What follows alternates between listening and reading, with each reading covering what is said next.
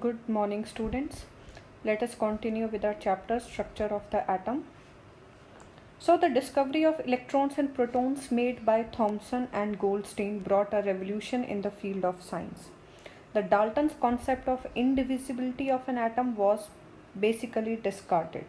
Electrons and protons were regarded as the main particles associated with every atom. Now, the major challenge before the scientists was to determine the relative positions of these particles in an atom. For explaining this, many scientists proposed various atomic models, and Thomson was the first one to propose a model for structure of an atom. Now let us discuss about Thomson's model of an atom. Now, according to him, an atom may be regarded as a positively charged sphere in which protons are present. The negatively charged electrons may be regarded as embedded in this sphere.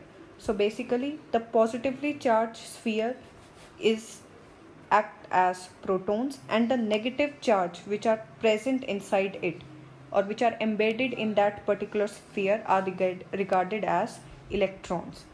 The positive charges due to protons and negative charges due to electrons balance each other.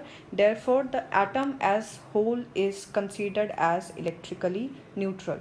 It means there are equal number of positive and negative charges, due to which they cancel out each other or balances each other, and the charge on the atom is neutral. There is no charge on the atom. This Thomson's model of an atom can be compared with a watermelon.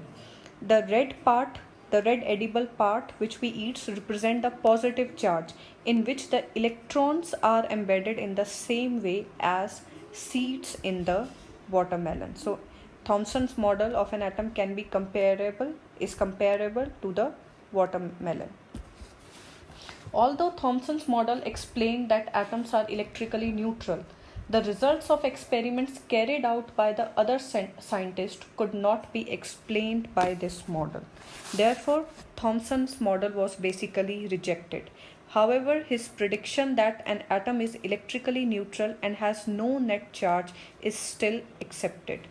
So this was indeed a big contribution towards the structure of the atom. So this was all about Thomson's model of an atom.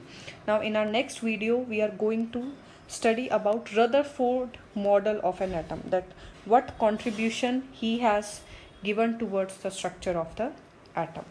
So that's it for this video. Thank you.